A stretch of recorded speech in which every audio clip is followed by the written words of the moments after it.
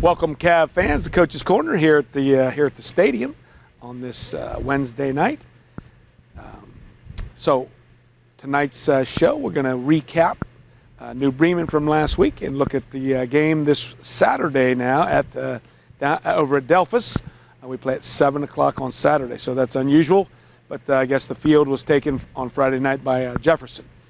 Before we get started, I'd like to give you a Shane report.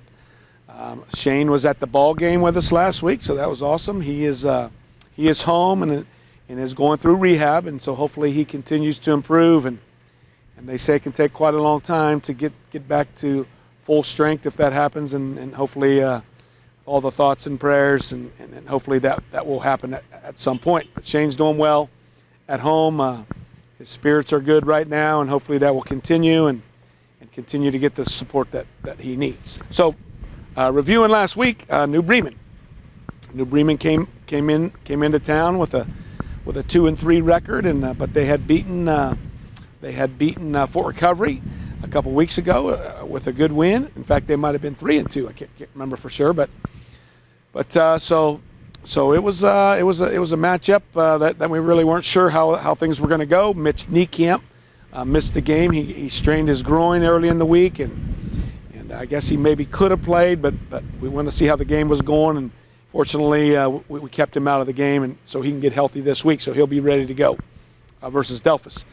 The score was 28-0, and more than anything, our defense just played great. I think we gave up 68 yards for the game, and played outstanding. A couple of really good contributors from Russell Klosterman and Josh Herko. Russell was coming off a shoulder injury from the spring, and so I think he was maybe playing still a little bit hesitant, but he really turned it loose and played really well. And Josh, we're just giving him more time because he's proven that he can do it. So that's two more contributors that we have on the defensive side, and Russell actually is playing some guard on offense. So that's good to see. We got more and more guys playing. So the score 28-0 offensively. Played pretty well. We scored again on the first drive, so that makes 6 consecutive games. All 6 games we scored on our first drive, and scored the first drive of the second half. So that was good to see. We got Peyton Goodwin got into the scoring column at the end of the game there in the fourth quarter on a nice catch. So that was also good to see. Peyton, a senior, and doesn't play probably quite as much as he would hope, but made a nice catch and got a touchdown there. So 28-0. Again, played pretty efficiently. No turnovers on offense, and the defense was outstanding. So looking ahead to Delphus St. John, we're playing up there. They come in at 1-5, I believe. So they've had some tough injuries. I know their quarterback was injured for a few games. He did come back. He played last week versus Minster. So I think they're a lot better than that 1-5 record when they put things together. Even last week, even though they lost to Minster at times, they looked really good. They had a couple fumbles that are uncharacteristic, I guess, for most Delphus teams, and when they were moving the ball. So their quarterback is their best football player, big, strong, 6'2", 6'3", 200 pounds. Runs, good runner, and pretty adequate passer.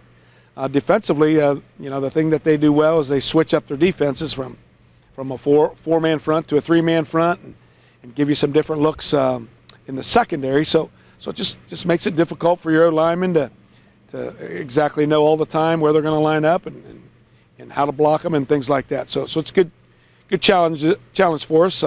If you and most of you follow us, so we lost at Delphus in the rain last year, which was it was a tough ball game playing in the mud, and we just didn't make enough plays there, and they got us. So that's something to remember, I guess, and think about. A couple senior spotlight guys this week, and I'll hit everybody before the year's over, but 2 guys that are kind of similar in a lot of ways. Cole Frilling, number 6, and Jacob Wenning, number 15. Jake, we're hopefully going to get him back for the Anna game next week. So he's unfortunately has missed really after game 1. We had to set him down with a hip injury.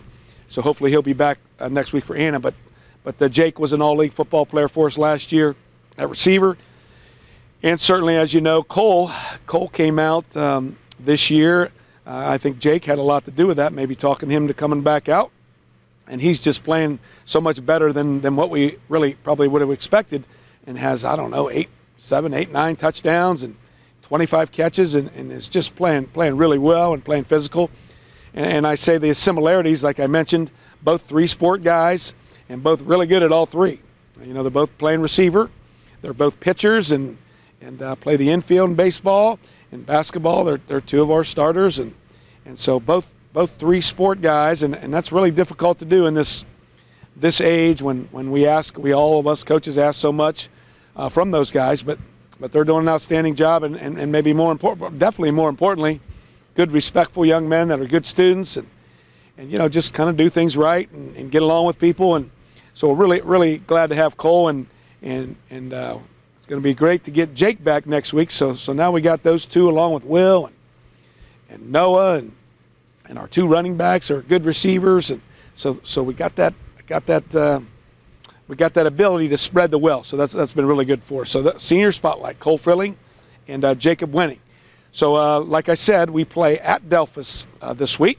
It's on Saturday night at 7 o'clock, and so we're looking to go up there and make the trip and get a victory and come back and get ready for Anna next week.